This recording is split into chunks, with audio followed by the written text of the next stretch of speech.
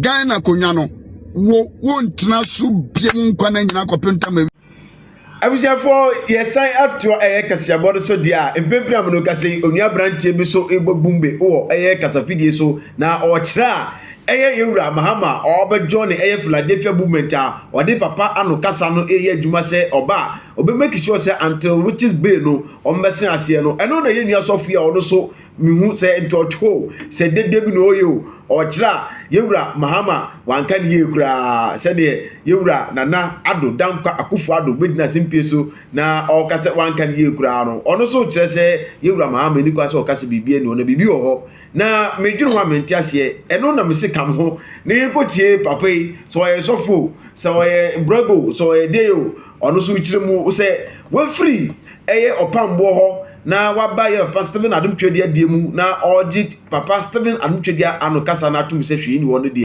me mfiri nyame won kura corrupt mind deda. Yes, hallelujah.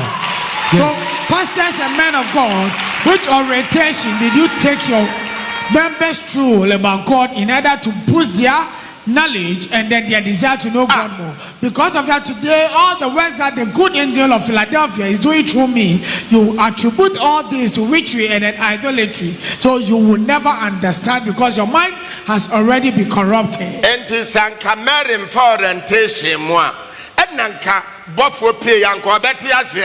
Had it been that Mary had not received any orientation and then the angel of the Lord appeared, she wouldn't have been able to understand. What for me pray Mary that akotoy enanka sa tinkade ni ni mu abofo no pray ka dia na besi obejane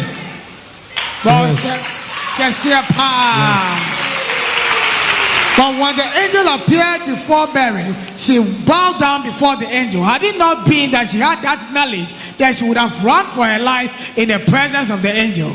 Do you know the mystery here? Should I tell you?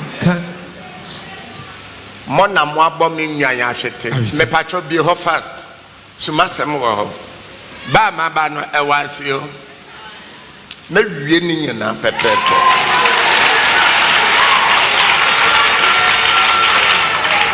Me kire mo sumasem wo ho.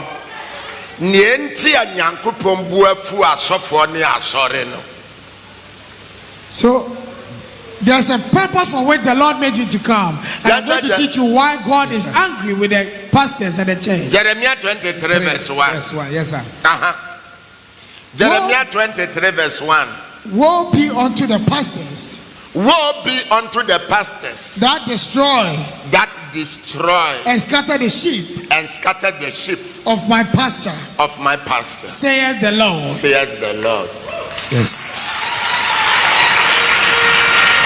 Let's just say Enyadia Ewura Mahama obewinu na we in order for mess also be me subscription button sama me na afi wa share programming ye go te abranti onu so nanum kasa oda betudwa we are say tie president na wo pa bedi no onya konya ni so da kopem tama Yesu beba anase ewiase ebesei wonim wo president Mahama oko eye opambo nation prophet the nation prophet ho meboa ama nation prophet share won come say eye sa 2024 aba ye beto election a ye de ko 2025 no wo ye beso in am wedi akonya no so ana meboa o share won come wo wasa ko gina simpie so ekotai eye sa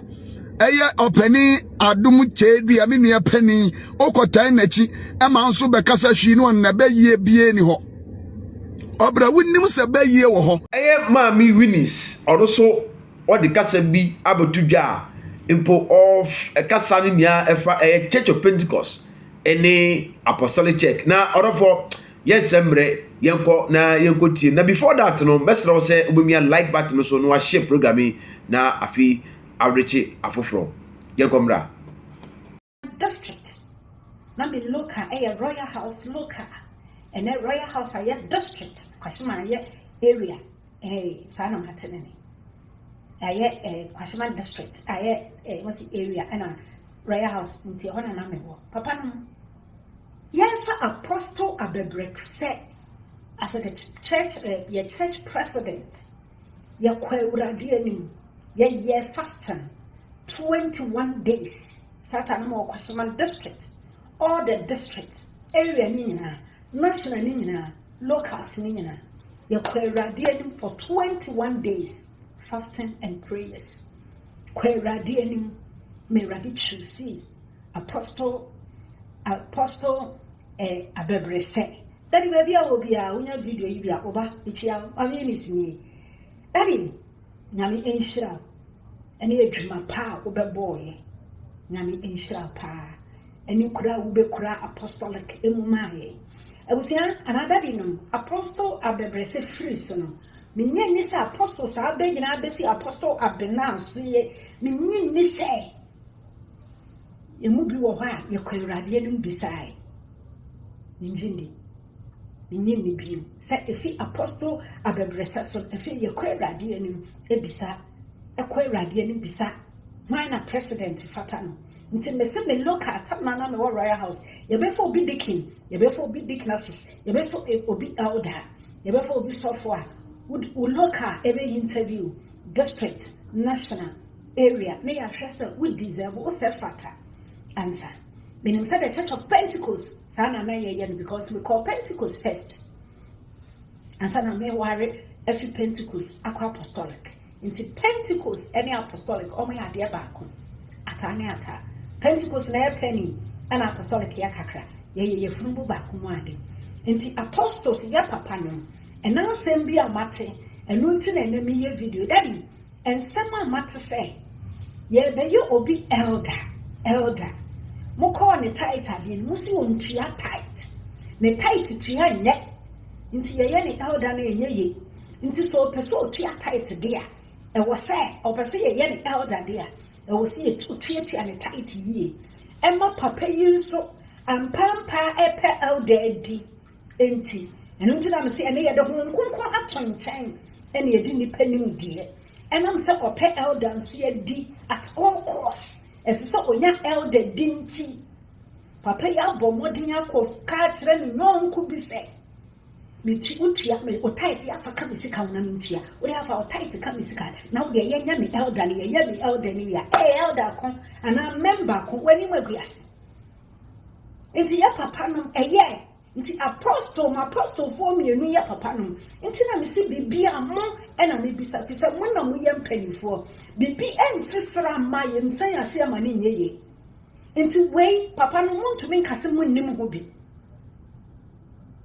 daddy no edie na ekoso e wa apostolic mu edie na ekoso e wa Pentecost mu nti enne ye de sika ene fa leaders now no me be ye video say enne ye de sika na fa leaders because sister be kwa sorry for 2 years or so for French ano elder and friend misana say you see kaba yo kobo for 5,000 50 million na ya freno na the next week ya catch them say ye ba be you deaconesses because we be for 50 million nti apostle wenu eyana daddy wenu eyana ebu oni eni die kwan so me ekoso wa sorry no ma yes ye no ma ya tana sorry no ma cheno ye ka no kre ye nim dia ekoso daddy no mama men ka se me nkyira no eno kre ye ba ko pe en sorry na yen ya fo se wo me de omu mfi nyame e wo me de omu nya papa daddy niam bi se nti ena me bebre free Pentecost apostolic makogu ho se echu eno kre ye ba ko se mo person fa obi as an officer no be ye adwuma me radia tight ti answer fa ho den tight to answer found day. Now see I can't try to say ya pese ya elder but o tight to ya enye into a company nua mane oni nua kwakasa si onua bomodua na ya fa o tight ka be tight ho na mintia ne nkosoro no mu sa masha si tia tight ne ya me elder ya papa no ade Church of Pentecost konkora sorry konkron I'm sorry. Asore konkron, osi Yehovah, asore, boni into mintinamo, asore, unyame asore, asore, asore, asore konkron, asore, asore, asore konkron, osi Yehovah, asore, boni into mintinamo, asore, apostolic, asore, asore. Sorry. And then dear Papa, ya the Hong Kong atom chain, Hong Kong assorry, and they are the atom chain, and you didn't nip any dear, you didn't nip any dear, the better obi officer, I just a wood our titans, you better obi officer, I just a woo sick answer, and their officer the bar, and ya Hong Kong Edgemana war bay, no more the idea sent it to Sikajian or Harbor, went to your title. Went to your title, one can't uncle heaven, went to your title when you say, and one milk and neck, yet brace it tight, and can you crystal some ever panum, yes, ram. You may be touching my, sorry, no, it's a bit pamucho, one sandwich. Unko bodewro unko si asase na unko form Canada nti edi sam 42 ana 24 o se me wo mo ho asem o se ye gya ye Canada no apostolic ni Pentecost papa no ye gya ye Canada no ene ye ma asore na ye sika daddy no ebu oni eni de kwan so munye biribi apostolic president daddy ye biribi ma ye Pentecost president papa no munye biribi ma ye na asore no emfa ne ntuma papa ifra nyame nhira ye Memo akwa babiem eba why you think dwumadie so na ma to trust so be me like button so na share programming na afoforo so ehunu nyuma pa ye bo hu do so me di kaka jo so huni papa wo no ono na ye pia no eno nti mesro se woni gi ye kasa fidie hu a mesro se enene ye de dikin a woni abo kasa fidie so na subscribe ama me na fi wa share program no me do bibia se aha na me de manu kasa nia merci bye bye. Keep on watching Why You Think Show.